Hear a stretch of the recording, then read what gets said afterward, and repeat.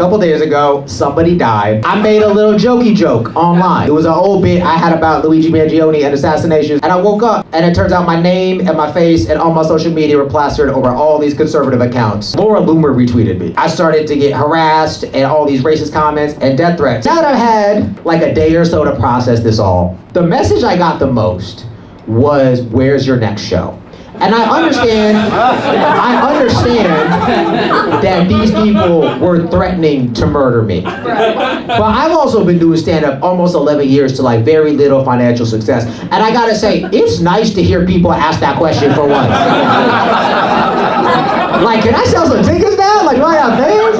And wouldn't it be so awesome if they came wanting to kill me and I made them laugh and they're like, oh, he's not too bad. You should have seen the comments. One was like, we gotta make sure Netflix knows we will never support his special. I'm pretty sure they're already on that page. They're not calling me. These people think more highly of me than I do. I don't even know who Charlie Kirk is. My joke wasn't even about him. Come to find out, he's like white racist Kobe. Like, they just fucking love this guy, man. And now that he's gone, you can't say anything negative about him.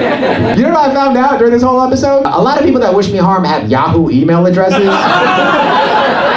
So I think it's fair to say they're not gonna accomplish anything. Also, my favorite is like, a lot of people will threaten to kill you with full names and photos of their entire family publicly available on Instagram. It's not the sharpest bunch. I voted this week. Mayoral primary. I knew two things going into it. I wanted Zohran rank #1 and fuck Cuomo. I did not want him to be mayor. So I had my little screenshotted cheat sheet I got off Instagram of how to rank the 5 mayoral candidates that I trusted entirely with no additional research.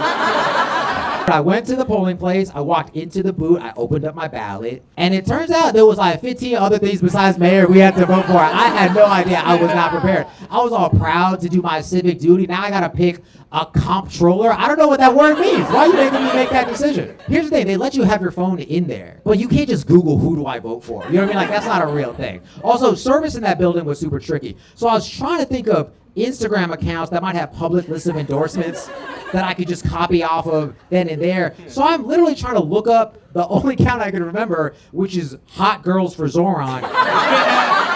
And I can't remember if it's the number 4 or if it's the word spelled out. And because I don't get any service, I'm just searching pretty blindly. So if you looked over my shoulder in that moment, all you think is, why is this pervert taking a break from voting to look up hot girls on Instagram? This is not the time or place or how you do that at all. I got one stance, though, that not a lot of people like, that does rub people the wrong way. It's that regardless of what liberals tell you, I know for a fact that immigrants coming to this country have made my life so much harder. 2 in particular, my parents specifically, and you know, conservatives will tell you that immigrants are committing crimes, they're hopping the border, and they're taking your jobs. And I'm like, yeah, and they don't go to therapy. And they didn't give me an Xbox for my 10th birthday. The couple at the Coldplay concert. What bugs me about that shit, though, is like the last 2 concerts I happened to attend, I went to by myself, which I don't think is weird, and I think we should kind of normalize. But now I'm scared that they're gonna do the same spotlight thing and point it at me and be like, this fool came here by himself. This dude getting no bitches. And I'm just like, I didn't even do anything wrong. Point it to the cheaters. Come on. You think they just went to work the next day? Like, how crazy would that have been? I think I might have read today that they got either put on leave or dismissed. Imagine, like, you lost your marriage and your job for fucking Coldplay. You know what I mean? Like, again, Coldplay now, not Coldplay 15 years ago when everybody cared, but Coldplay now. She can't get her job back. No one's gonna ever follow any HR rule ever again. They could be having orgies in the break room. She's like, hey, cut it out. And everyone's like, really, Kristen? Really? You, of all people? How do you guys meet? At a festival in Sweden. Like a Midsommar kind of a situation? Where are you guys from? Norway. Scandinavian. Oh, okay. Norway, Sweden. I passed by an IKEA. No. That's your guys' thing. That's all you got, right? That's really pale people in depression. Money. Money? We have oil. A lot of money. I got a gun on me right now. You better stop saying that. I came here from America, baby. Don't even know. I got no money. I got no health insurance, bro. Like, I will commit all the crimes. Miss, are you with them? Are you guys together? Nice. How do you guys meet? At a festival in Sweden. Like a Midsommar kind of a situation? Is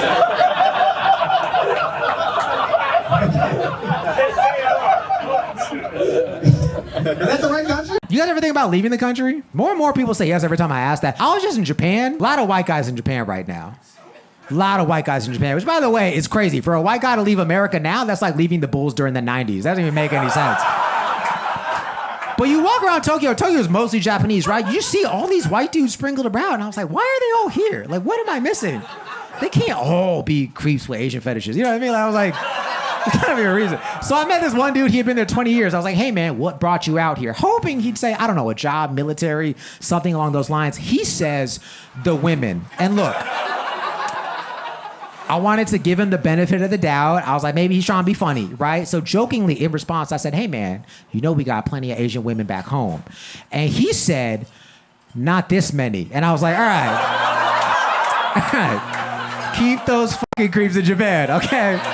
Don't let them back into this country. They what? They work with them. Oh, the Anarchists? No, I don't want to talk to them. Is Anarchist like a political party? Is it like a lifestyle? I'm dead. It's like swingers? Is it like a... you get like a tattoo or something just to be like, yeah, we're all in the same club. Oh, you don't want to answer? You could. You don't want to? You don't know what it is. I mean, I know people who say they're anarchists, But you guys identify as... we're allies. We're allies. Get the fuck out of here. Get the fuck out of here. I don't personally believe the world should burn, but I support the idea. I go to the movies all the time. I went today. My movie is the last theater at the end of the hall. The whole hallway is empty except for one other person, and that person happens to be Alec Baldwin. Now, I'm expecting Alec Baldwin to go to one of these other movies because I'm there to see this limited release comedy called Nice Indian Boy, which legitimately was so funny and adorable, and I encourage you all to watch it. But he continues to walk with me down the hallway, and for a good 30 seconds, I'm thinking to myself, is Alec Baldwin here by himself to see the gay Indian rom-com? Because I know he just killed a lady, but we might have to welcome him with open arms into the community. I didn't realize he was an ally like that. And then I was just like, why would he even watch this movie? Is he prepping for a role? Is his wife gonna pretend to be a whole different culture, you know? And then I thought, oh no, does Alec Baldwin think the Indian dude that's the lead in this movie is the same guy that played his assistant on 30 Rock for like 10 years? Because those are two totally different guys. And now I'm almost at the door and I'm thinking, do I have to tell Alec Baldwin all this information before he enters this movie?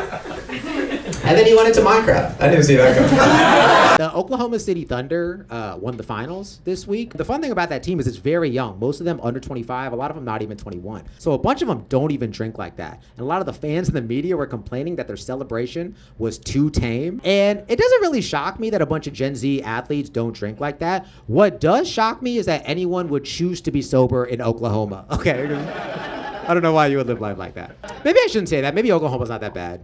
I'm just kidding. It probably sucks. Are you kidding me? It's like Texas, but shittier. I got into an argument online with a guy. He's like, hey, man, we smoke weed here. I was like, hey, man, there's way cooler places to smoke weed. Have you been to California? They have water and beautiful women, and you can have an abortion there and smoke weed? Like, smoking weed is not the selling point you think it is. A couple years ago, at this time of year, I was seeing this girl out of nowhere. She goes, hey, who's Rudolph? And I got pretty off guard with that one. And I was like, I'm sorry? She was like, yeah, who's Rudolph? And I was like, the reindeer? You don't know who Rudolph the Red-Nosed Reindeer is? And she said, nah, I'm Jewish. I was like, that's not how that works, okay? I've never been to a church. I can name all the reindeer. Do you know who Santa is? She said, yeah. I said, but not Rudolph. She goes, no. I was like, wow.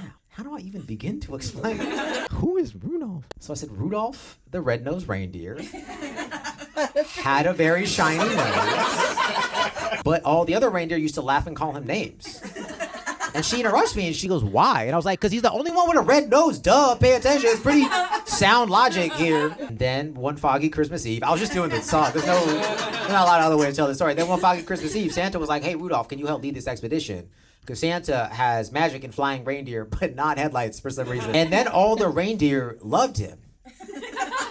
And she looked at me like I was crazy. And I started to double down and get all defensive. I was like, no, I'm not making anything up. This is a fun story. There's a song you can sing. And there's this claymation special they air on TV every year with this island of misfit toys and an elf who wants to be a dentist. She was like, what the fuck are you talking about? And I was like, no, I'm not. This is real. I'm not making this up. Why are you gaslighting me? We didn't work out after that. And you know, she thinks it's for other reasons, but I'm convinced it's because she didn't know who Rudolph was. And now I'll be on first dates and they'll be like, what are you looking for? And I'll be like, before I ask that question, do you know who Rudolph is?